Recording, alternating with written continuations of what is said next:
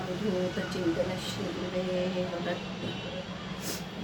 परमपूज्य आनशी काकांबद्दल मी माझा पहिला अनुभव कथन केला. दुसरा अनुभव मला असा म्हणजे काकांचे तसे खूप अनुभव यायचे. त्यांच्या घरी गेलं की ते अगदी एकदा तर म्हणजे असं की ते चहा करत होते, कोणीच नव्हतं. मी गेली, मला त्यांनी बसवलं, हां मी चहा देतो, चहा पिऊन जा, ठाकूर बघताय तसं जायचं नाही. आणि काकांनी प्रसाद, मी त्याला प्रसादच म्हणेन की त्यांनी मला चहा प्यायला लावला. मी इतकं डोकं टेकून नमस्कार केला. आणि काकांना मी ना एकदा हा असाही प्रश्न विचारला आहे जो आपल्याला मी सांगू इच्छिते. की त्यांना मी एकदा असा विचारला प्रश्न की काका मला हे म्हणजे काही वेळेला मी खूप जप होतो, काही वेळेला माझ्याकडनं जप कमी होतो किंवा साधना कमी होते, तर हे तुम्ही लोक कसे ओळखता? तर काकांनी त्यावेळेला मला दिलेलं उत्तर अतिशय मार्मिक आहे. त्यांनी सांगितलं, आम्ही म्हणे जेव्हा शिष्य आमच्या दर्शनाला येत असतो, तो चालत येताना आम्हाला जर खरोखर खूप गाढा साधक असेल तर त्याच्याभोवती असं पांढरं जसं आपण परागकण वगैरे असे पांढरं बारीक कण, बर्फाचे कण कसे असतात तसे कण आम्हाला असं वलय ते दाट दिसतं.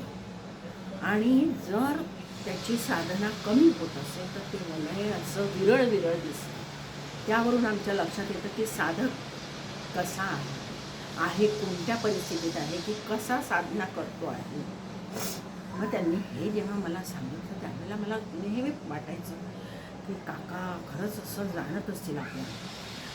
म्हणजे हे त्यांनी जे मला सांगितलं हे कदाचित कुणाला माहीत नाही, मला माहिती आहे की नाही, पण मला जे उत्तर काकांनी दिलं ते हे दिलं.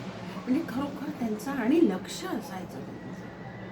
काय कसं सुरू आहे असं विचारलं कीच आपल्याला लक्षात येतं की कुठेतरी आपलं मन डळमळतं आहे. पण मग अशा वेळेला काकांकडनं बरेचदा मला कितीतरी अनुभव त्यांनी असे सांगितले आहेत. आमच्या तिथे माझा भाचा होता राजा पांडे म्हणून, जो काकांचा खूप लाडका शिष्य आहे. तर त्याच्याकडे मी बरेचदा गेली तर काका तिथे राहायचे. तर मी म्हटलं काका एकदा आमच्या इकडे या. तर कोणीतरी मला असं म्हटलं तिथे बसलेल्यांपैकी की हो ना, थोडं खूप तिथे गडबड होती काकांच्या तिथे, म्हणून मग काका इकडे शांततेसाठी आले आहेत राजाकडे. असं जेव्हा मला वाटलं त्यावेळेला मी त्यांना म्हटलं काका आमच्या इकडे खूप शांतता मिळते. काका म्हणे मला शांततेसाठी आलेलं नाही, शिष्याकडे जायचं आणि शिष्य परिवार तिथे भेटायला तो याचा आनंद काही वेगळाच असतो म्हणे. परंतु मनात जर अशांती असेल तर बाहेरच्या शांततेचा किंवा बाहेरच्या कल्पलाटाचा त्या अशांतीवर परिणाम होतो. पण मन जर शांत असेल तर मनुष्य कुठेही राहू शकतो. त्यांचं हे उत्तर किती आपल्याला काही वेगळंच सांगून गेलं. आणि ह्या अशा प्रकारचा अजून काही अनुभव मी आपल्या समोर मांडण्याचा प्रयत्न करणार आहे. जय जय समर्थ अवधूत चिंतन शिवदेव, जय नाना, जय काका.